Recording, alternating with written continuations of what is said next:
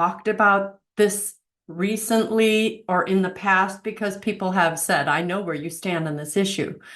But I'd like to talk about the problem with labeling people. The most popular labels of the 2010s and really this millennium, but mostly the past 10 years are narcissistic, borderline personality disorder, bipolar. And now there are others out there, but those are the ones I hear way too often. Let's go back to this. The problem with labels is that it presumes that it's something you are. It's the difference between a trait, a character trait, or more of a behavior. And a lot of people use these excuses to give themselves a get out of jail free card. Well, you know what? Couldn't stay married to my spouse. She was a narcissist. Well, okay, what's that mean? Well, they cared only about themselves. Okay, what's that mean? See, narcissism, if you start understanding these things, just like the borderline personality disorder, they have a disorder. I clearly can't be married to them. I clearly see that they are the problem. Everybody is broken. Everybody has some sort of a problem. But the problem with labeling it in such a way gives the presumption that it's a trait and it's a static personality characteristic that's always going to be there, always was there, never go away. Once a narcissist, always a narcissist. Wrong. Wrong. It is the catchphrase of the 2010s. You never heard it that much in the past. Why? Because there weren't narcissists?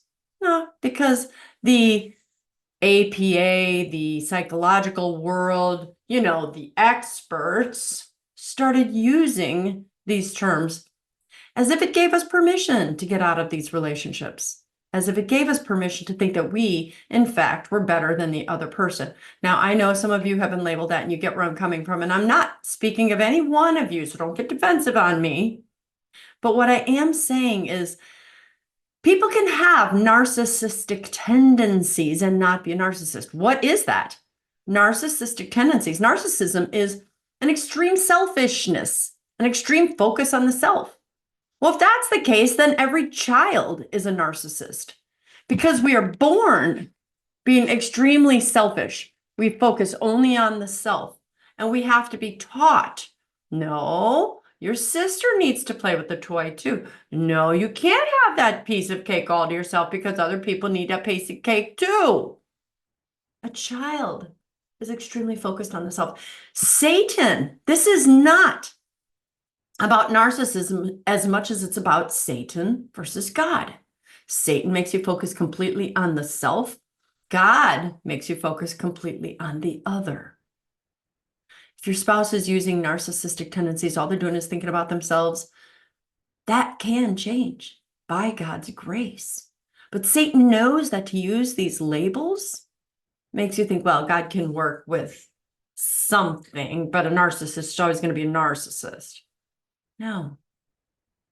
Bipolar people, that can be, there are people that are more, they have highs and lows, but it doesn't mean they're all bipolar. Now, bipolar is a real thing medically, the brain, hormones, chemicals, but way more people label someone as bipolar than are truly medically bipolar.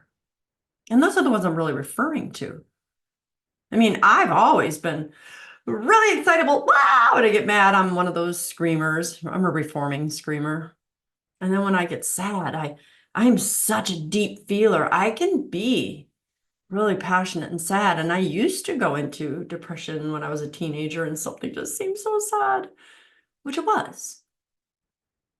But we have to understand why Satan is giving us these labels. ADHD, ADD. Oh, you have that. You need medicine. Oh, you need to fix yourself. Well, back when I went to school, they were just called hyper kids, active kids. if I had been around, perhaps someone would have wanted to give me a medicine because I was so active. I was able to focus. So that's the difference. But when a child believes, or someone believes, oh, I have ADHD, I am never going to change from that. They believe that there's no way that you can train some of this out of people. There are people who have said, I'm not going to take the medicine. I'm going to find ways to work with my inability to focus. And that has come. This ADD, ADHD has come quite a lot with our use of technology. Do you know that the whole counterpart to not being able to focus is contemplative prayer? This idea of going deep into prayer. Well, we're all not good at that when we're born. We all start out with our little prayer ejaculations, as the church calls it. Oh, Lord, help me. And then we learn the dinner prayer, the rote prayers, the Our Father, Hail Mary, Glory be. We learn prayers. But then as we learn to meditate and then to contemplate, it's an activity instilling our mind. People with ADHD, ADD, they too have to learn to still their minds. And it might be tougher for them than others. But these are still things which for most people, and again, I'm not going to listen to any doctor say everybody's not the same. Of course, everybody's not the same. There are people who have things that must be treated with medicine. But I'm talking about the overuse of labels. But if I sum up this video in one, it's really the narcissism one. I want you to check yourself. Even if you're married to someone, a spouse has just been an awful person,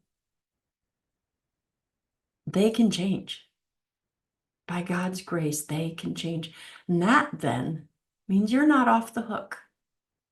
That means you can soften your heart and heart and start praying for their tendencies that turn towards the self and ask that they focus on the outside. See, in a sense, it gives you an out. Deep down, you feel like you're better than they are or that they can't change. Everyone can change with God's grace. If God could change Saul to Paul, blind him, give him his sight back, put him amidst his former enemies and say, let them teach you, and write the vast majority of the New Testament, God can touch your spouse who's got massive narcissistic tendencies and change his or her head back towards the other and not the self. Do you overuse labels? Look into them. Start making those labels change from a noun to a verb. It's not something people are, something people do, and we can change our actions. Let me know your thoughts. I'm Dr. Christine Bacon. Thanks for watching this informational Bacon Bit, and as always, remember to live your life sunny side up.